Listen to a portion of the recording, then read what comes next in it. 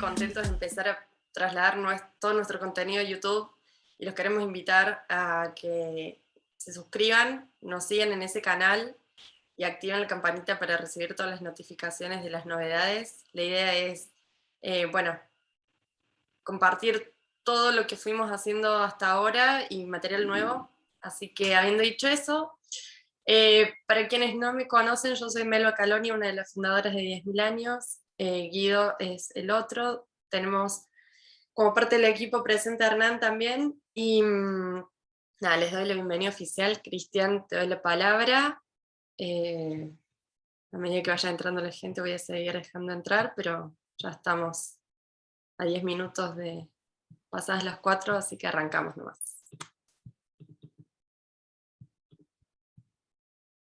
Bueno, muy bien.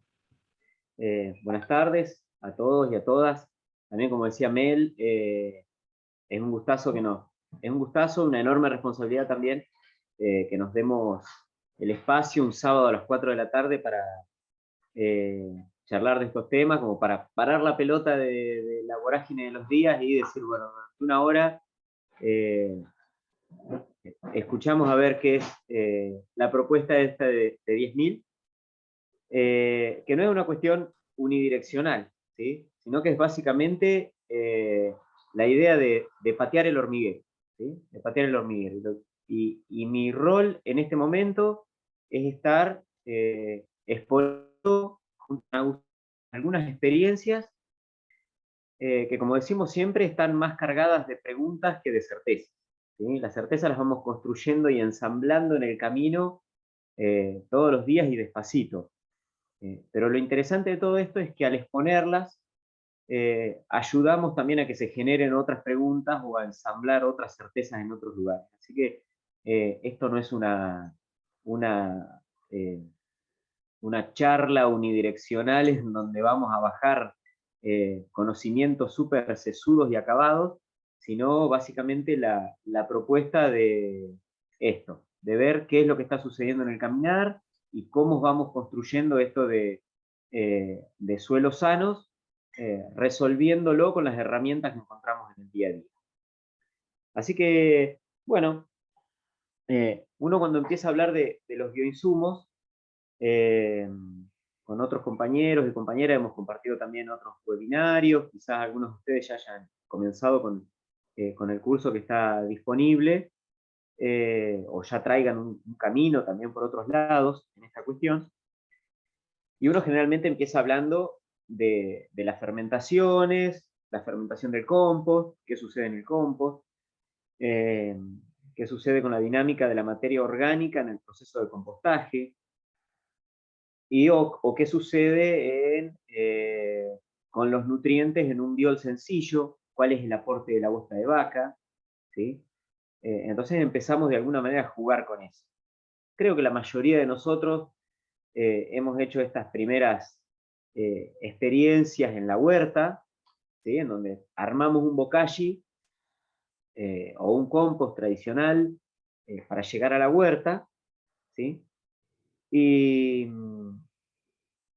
qué hacemos? Si tenemos una pila de compost, ¿sí? Calculamos a 3 kilos de compost por metro cuadrado, ¿sí? Entonces movemos el suelo, incorporamos toda esa materia orgánica, ¿sí? Ya con un estado avanzado de procesamiento y de reconversión en nuevas moléculas, ¿sí?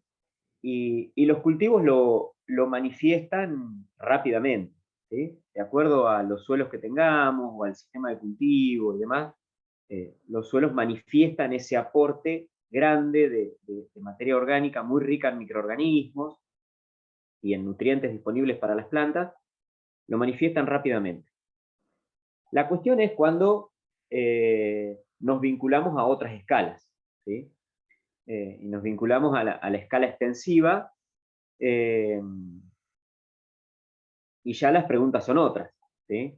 Que de hecho son preguntas que surgen a diario y en el cotidiano de todos los productores. Es decir, bueno, está bien, yo cuando proceso la materia orgánica a través del compostaje, llevo, llevo 3 kilos por metro cuadrado, pero esto llevándolo a 1 hectárea, ¿sí? Estamos hablando de 30.000 kilos de compost, ¿sí? Que eso ya implica una logística, una necesidad de tecnología, de maquinaria, de procesos, de conocimientos, mucho mayor. Y eso lo hace de alguna manera, en la mayoría de los casos, inaccesible. ¿Sí? Hay algunas experiencias de compostaje a gran escala y uso en lo extensivo, ¿sí?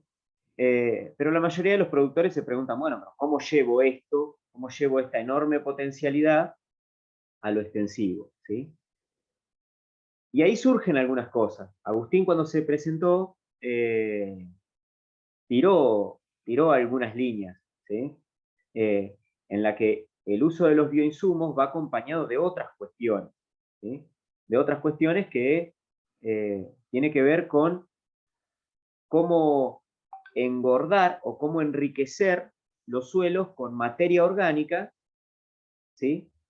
Sin tener que traerla o aportarla a los suelos de forma exógena, ¿sí? Desde afuera. Eh, entonces, ¿qué estrategias surgen ahí? Bueno, ahí las estrategias que surgen son el pastoreo, la rotación de cultivos, el manejo de la rotación de cultivos de acuerdo a las estaciones, o sea, no es lo mismo la masa de carbono que puede dejar un residuo de un cereal de invierno a un cultivo de gramíneas de verano, ¿sí? Mucho más eficiente en convertir carbono atmosférico en celulosa, en tejidos vegetales, que después va a ser el alimento del suelo. Entonces, todas esas cosas las empezamos a pensar en lo extensivo, antes, ¿sí? Antes. Y, y bueno, pensando un poco en esto, una de las cuestiones que surgió rápidamente es que hay muchas experiencias de distintas escalas, es ¿por qué no llevar toda esta enorme potencialidad que decimos que existe en un compost, por ejemplo, ¿por qué no llevarla en pequeñas dosis al suelo a través de la semilla? ¿Sí? Y acá hay que hacer un poquito de historia sobre lo que significa la inoculación, ¿sí? Porque muchas veces hablando con un montón de productores y hablamos de inoculantes, y lo primero que surge es el uso de Rhizobium, ¿sí? De Rhizobium con leguminosas, ¿sí? Haciendo una síntesis, eh, Rhizobium es el microorganismo que tiene la capacidad de establecer simbiosis con las leguminosas y en esa unión se genera la capacidad de fijar el nitrógeno atmosférico. Recordemos que el 78% del nitrógeno del aire, ¿sí? Del aire está compuesto por nitrógeno, ¿sí? Y los microorganismos tienen varios mecanismos como para extraerlo, y uno de ellos es en la asociación eh, Rhizobium y leguminosas. Esto a nivel comercial ha constituido como la principal estrategia de inoculación que se ha venido desarrollando desde hace muchos años, y en Argentina se comienza a usar en cultivos como alfalfa, tréboles, se comienza a usar desde fines de los 70. ¿Sí? Y hoy la mayoría de los productores eh, que siembran alfalfa inoculan, ¿sí? O compran semilla peleteada, se dice, con los Rhizobium incorporados, ¿sí? En la periferia de la semilla. Eh, entonces, bueno, la pregunta es, ¿por qué no utilizar esa estrategia, ¿sí? Esa estrategia acompañando estas otras estrategias de las cuales introdujo Agustín? Y acá hago la salvedad, si alguien tiene alguna pregunta que levante la manito, o Agus, si se te ocurre alguna cuestión, tirala por favor. Y si son preguntas que quieren que vayan quedando y después las respondemos al final, las anotan en el chat, entonces ya no nos olvidamos y van quedando fijadas ahí, ¿sí? Entonces, bueno, una estrategia que surge es esto, es decir, ¿por qué no mojamos la semilla con extractos que nosotros mismos podamos hacer de raíces que conozcamos infectadas por Rhizobium, ¿sí? Infectadas por Rhizobium. Entonces, bueno, a partir de algunas prácticas que en algún curso nos propuso Nacho Simón, de México, ¿sí? En lo concreto empecé a hacer algunas prácticas con reproducción de Rhizobium de vicia, ¿sí? Entonces, básicamente lo que se hace es hacer una extracción de raíces que nosotros veamos que tienen buena infestación, o sea, nódulos grandes, activos, eh, cerca de la raíz principal, ¿sí? Cerca de la raíz principal, esos son los nódulos más vivos, ¿sí? Si nosotros los apretamos con la uña, tiene que salir como un pequeño líquido rojizo, que es la LEG hemoglobina, y es la sustancia que se genera en el proceso de fijación de nitrógeno atmosférico. Entonces, con eso vemos que hay un sistema vivo que está funcionando. Lo que se hace en esos casos es lavar esas raíces, machacarlas en un mortero, ¿sí? Y ponerlas a reproducir como si estuviéramos haciendo un kéfir, ¿sí? Con agua y azúcar, y en 48 horas nosotros vamos a ver elevado la población de Rhizobium, y eso lo convertimos en un inoculante, ¿sí? Que lo llevamos a la semilla. Empecé a hacer varias pruebas de este tipo, e incluso trabajar con la cátedra de microbiología de la Facultad de Veterinaria de la Universidad de La Pampa, que tiene sede en General Pico. Entonces, hacía 20 litros de inoculante y mandaba una muestra haciendo cambios, ¿no? Haciendo cambios en el tiempo de maduración, en la cantidad de azúcar, ¿sí? En la cantidad de azúcar que le agregaba, en la temperatura del agua, ¿sí? Entonces, lo que uno ahí fuimos apuntando de alguna manera y ajustando el sistema, ¿sí? Porque ellos me decían, mira, en esta muestra no tenés Rhizobium, o en esta muestra están muy altas, en esta están, pero también hay otro grupo que no estaría bueno que estén, ¿sí? Como por ejemplo algún patógeno, ¿sí? Entonces de ahí fuimos ajustando hasta más o menos saber eh, cuál era el procedimiento, ¿sí? Como para obtener una gran población de Rhizobium y llevarla al entorno de la semilla. Lo empezamos a probar con éxito en cultivos de vicia y avena, ¿sí? En cultivos de vicia y avena. Pero ¿qué sucede? Si nosotros llegamos a este momento en donde hay algunos nacimientos a veces de vicia temprana, uno tiene inóculo en el suelo, ¿no? Yo voy a sembrar, o un productor va a sembrar, y hay plantas en otros lotes que ya tienen un grado de desarrollo importante. Entonces, ahí hay inóculo para ir a extraerlos, ¿sí? Llegué a un momento en donde no encontré inóculo, ¿sí? En donde no encontré inóculo de vicia y los productores me estaban pidiendo ese inoculante, ¿sí? Entonces, lo que hice fue hacer una extracción de microorganismos de compost, ¿sí? Básicamente un té de compost, ¿sí? Y ese proceso del té de compost también estoy, desde hace 2 años o 3, estoy en proceso de mejorarlo, ¿sí? Creo que cada tanda que voy haciendo, le voy haciendo incorporaciones, ¿sí? ¿Y qué es lo que vimos con los productores? Porque la cuestión fue así. El productor vino y me pidió, necesito inoculante para vicia, y le digo, mira, no estoy teniendo inoculante específico para vicia, ¿sí?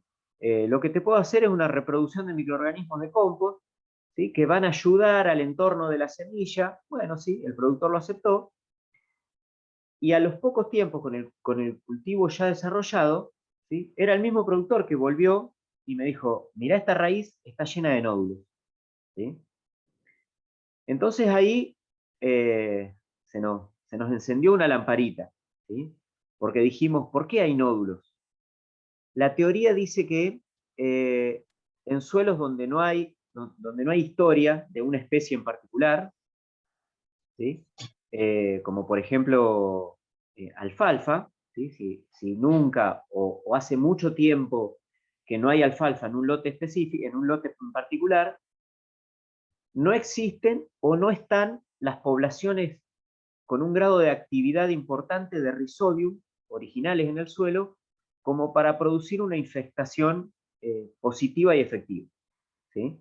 Eso es lo que dice la teoría. Entonces, que es necesario agregarle ese inoculante, ¿sí? Por ejemplo, en la soja, que es una leguminosa también, ¿sí? La teoría dice que si en un lote en particular nunca fue sembrado soja, hay que incorporar la especie de Rhizobium específica para producir esa asociación, ¿sí? La cuestión es que lo que empezamos a ver en el campo es que en lotes sin historia de vicia, encontrábamos una infestación de las raíces luego de usar el preparado proveniente de compost, ¿no? Muy activa, con plantas muy sanas, ¿sí? Con plantas muy sanas, con un sistema radicular muy bien desarrollado y con nódulos muy activos y cerca del el cuello de la raíz principal, ¿sí? Bien gordos, bien activos, bien rojos, o sea, lleno de hemoglobina, o sea que estaban funcionando bien. Acá tenemos dos teorías, ¿sí? O una teoría compleja, ¿sí? Una, que nosotros en el compost estamos reproduciendo también varias especies de Rhizobium, ¿sí? O vienen en los materiales originales del compost, ¿sí? Eso podría ser la teoría número uno. O que a partir del té de compost y otros preparados de los cuales ya voy a hablar, eh, que se le agregan a la semilla, nosotros generamos condiciones en el entorno de la semilla y de la nueva plántula, de la raíz de la nueva plántula, ¿sí? Que potencian la interrelación con Rhizobium indígenas, con Rhizobium locales, ¿sí? ¿Se comprende? Esas son como las dos teorías, ¿sí? O que pueden ser las dos juntas, ¿sí? Puede ser en una teoría más compleja, ¿sí? Lo cierto entonces es que hoy ya prácticamente no estoy haciendo inoculantes a partir de alguna extracción específica, por ejemplo, inoculante para vicia con raíces de vicia, ¿sí?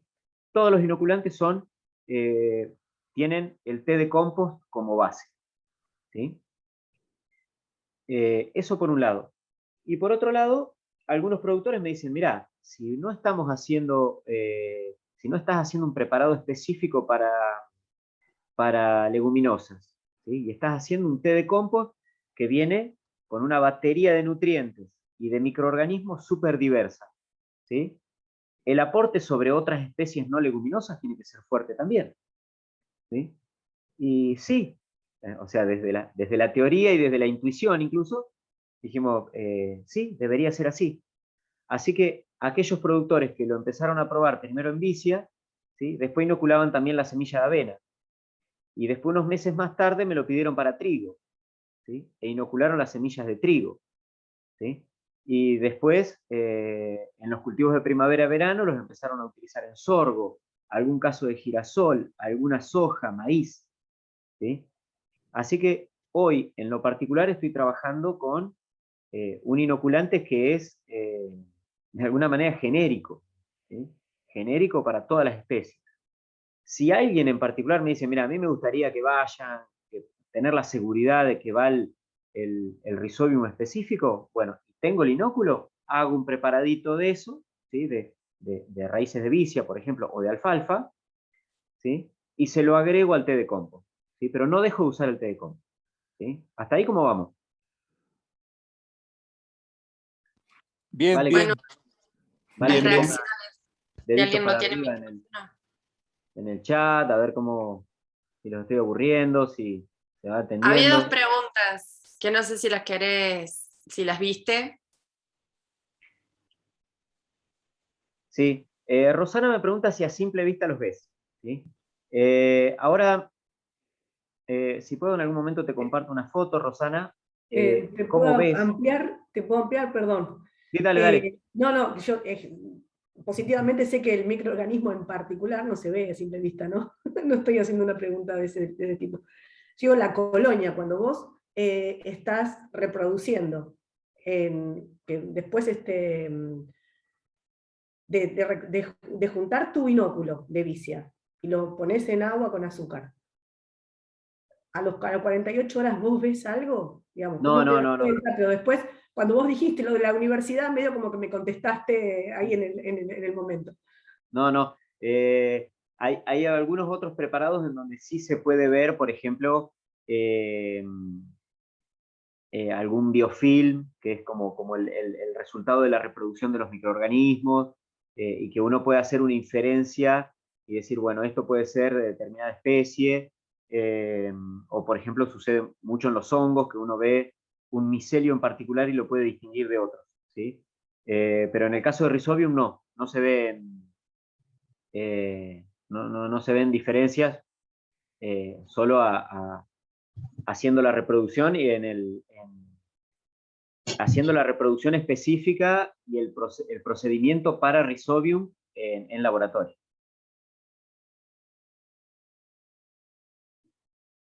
A ver si hay alguna otra preguntita. Bien. Silvina pregunta para después.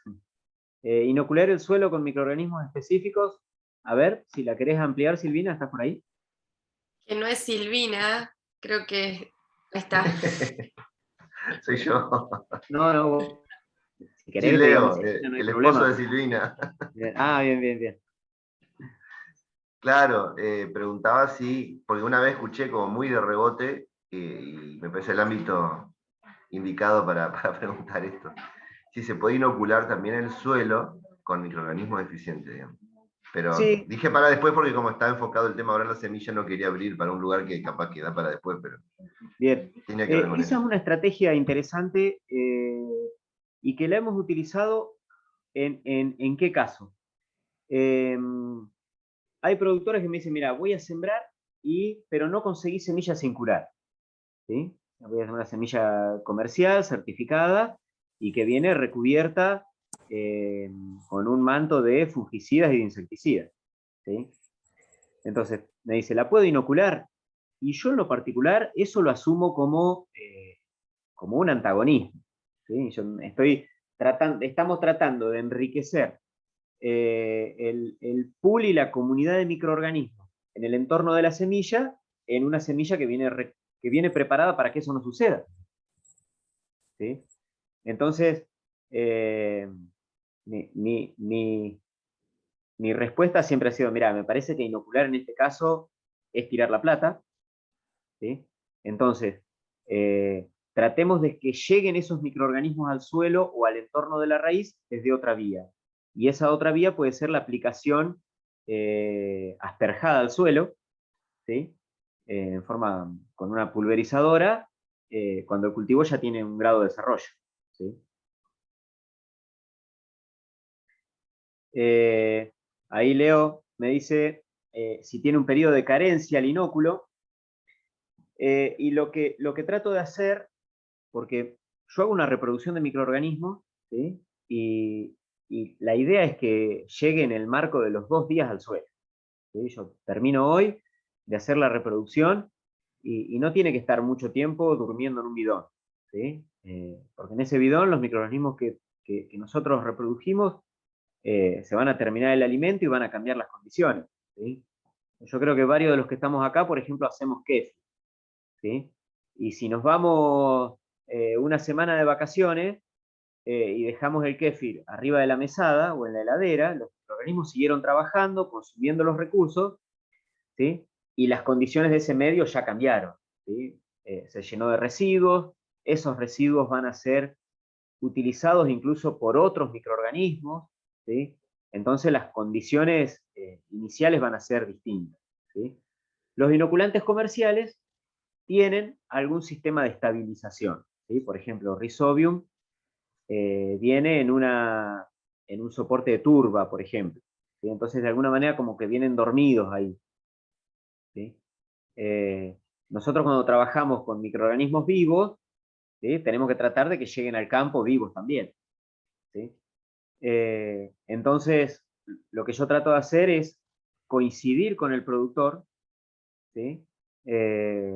Coincidir con el productor, con la familia, para decir, bueno, mira, voy a sembrar el viernes, ¿sí? Entonces, bueno, que el inoculante esté en el campo el jueves para poder hacer la inoculación de la semilla, ¿sí? Ahí nomás.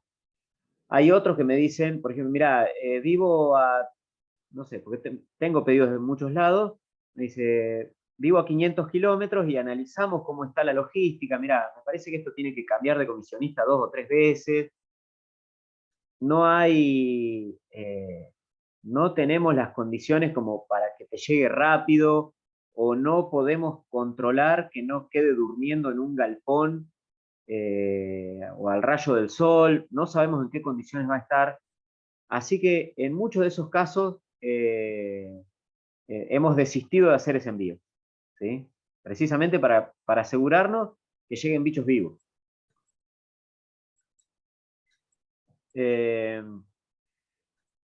Luis pregunta, ¿aplicar foliar a lotes de pasto natural es viable? Sí, sí. Lo interesante, como estamos, uno puede hacer distintas aplicaciones. Como estamos aplicando microorganismos que queremos que actúen en el entorno de la raíz, ¿sí? Estaría bueno que sean en el momento previo a un salto de crecimiento, ¿sí? Y con buena cantidad de, por ejemplo, previo a una lluvia, ayude a que lleguen al suelo, ¿sí? Esa sería una cuestión. Bien, después por ahí seguimos con las preguntas. Ya hablé entonces del inoculante líquido, ¿no? De la reproducción de microorganismos. Agus, ¿algo para agregar al respecto?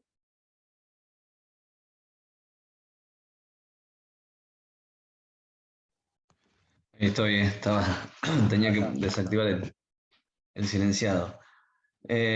Nada, un comentario que sigue con la presentación que hice al principio, que creo que la mejor, tal vez, forma de herramienta de estos biopreparados es para revertir la situación de un suelo degradado, ¿no? Porque tal cual como decís vos, si en un compost tengo microorganismos o específicos, Rhizobium específico que ni sabía que iban a estar, significa que en un suelo extravagantemente vivo o nativo estaría lleno de microorganismos. Tal es así que lo utilizamos para el inóculo principal, es ese cuando hacemos una reproducción de microorganismos vivos.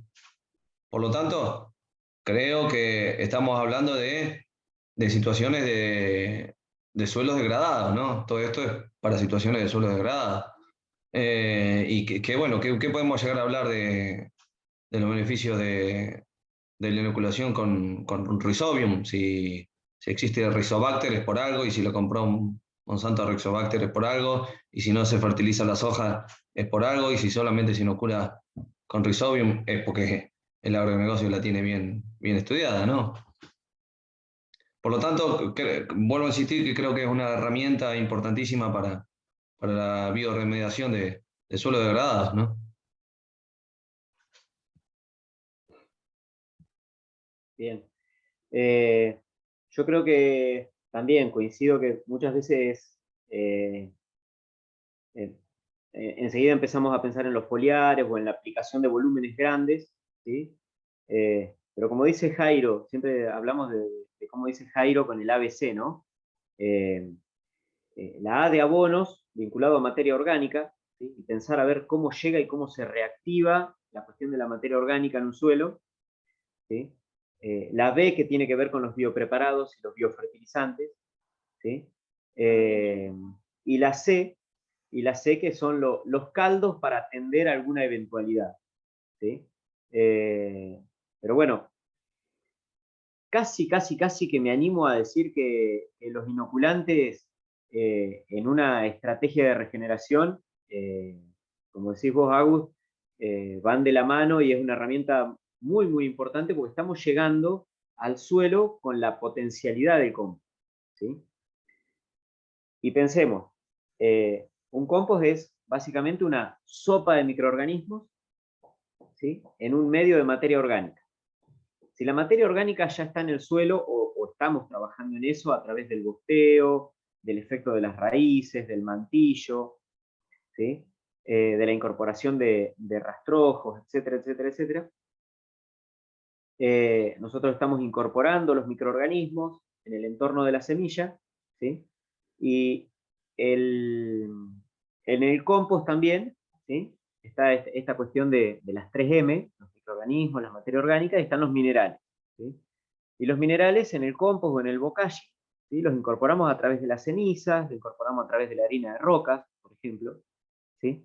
Y bueno, ahí la otra cuestión, ¿sí?, que surgió rápidamente es cómo remineralizar los suelos. Y nosotros, puntualmente, en esta región del país, estamos en suelos con graves problemas de degradación, como decía Agustín, por el tema de las prácticas de la agricultura industrial, ¿sí? A lo que se suman condiciones para que se produzcan lavado de minerales, por ejemplo, ¿sí? Entonces nosotros no solo tenemos que llegar al suelo con un pool de microorganismos que ya no existen o que están muy deprimidos, ¿sí?, sino que también tenemos que llegar con esos minerales. Y ahí surge la opción también del empanizado de semillas, ¿sí? El empanizado de semillas es una práctica que por ahí en muchas huertas, varios lo hacen, ¿sí?, que es recubrir las semillas que vamos a sembrar con algún preparado mineral que pueden ser cenizas, ¿sí? Y empezamos a hacer unas pruebas ya en el 2019 con unas cebadas.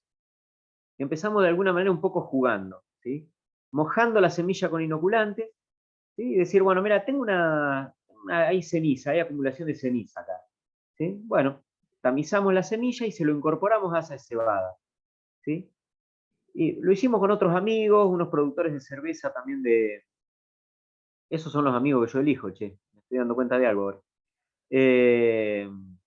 Unos productores de cerveza de la zona de Santa Rosa, y claro, nos dimos cuenta que era una práctica sumamente fácil, ¿sí?, llegar con un preparado de cenizas al entorno de la semilla, ¿sí?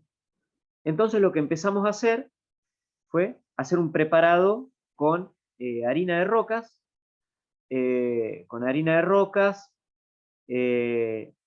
y que con el tiempo fue cambiando a algo más complejo, que tiene harina de rocas, carbón, ¿sí?, biocarbón, como aporte, eh, como aporte ya de materia orgánica bien estabilizada, de carbono, ¿sí?, como residuo, como alojamiento de microorganismos, ¿sí?, funciona como esponja, reteniendo agua en el entorno de la semilla, un montón de propiedades tiene el biocarbón, y tierra de diatomeas, ¿sí? La tierra de diatomeas no solo aporta varios nutrientes, entre ellos el silicio, sino que protege de alguna manera mecánicamente a la semilla del ataque de algunos insectos, ¿sí? Y lo que hicimos fue un preparadito con el que lo arrimamos a algunos de los productores más innovadores o con más ganas de probar este tipo de cosas, o con más disponibilidad. Y dijimos, bueno, mira, además de mojar la semilla, fíjate cómo queda si la ensucias con este producto sólido, después de mojarla, ¿sí? Y la cuestión es que quedó bien, no significó en esos casos para los productores un trabajo adicional muy engorroso, lo pudieron resolver con la tecnología y con los medios que tenían a mano, ¿sí? Entonces empezamos a ver que ya no estábamos llegando solamente con el pool de microorganismos al entorno de la semilla, sino que ahora estábamos llegando, ¿sí?, con minerales, con algunos factores que hacían a la protección de la semilla, ¿sí?, y y a generar condiciones para la vida de esos microorganismos como es el biocarbono. ¿Sí? Y que además cada uno de esos ingredientes, ¿sí?, eran fáciles de conseguir acá en el medio. ¿Sí? La harina de rocas la empecé a reciclar de lugares donde hacen asfalto, o en marmolerías, por ejemplo. También empecé a acumular ceniza. El biocarbón lo empecé a hacer yo, o a reciclarlo de lugares donde venden carbón, como Carbonilla, ¿sí? Bueno, y la tierra de diatomea sí la compro, ¿sí? Pero no son ni procedimientos ni insumos que sean inaccesibles.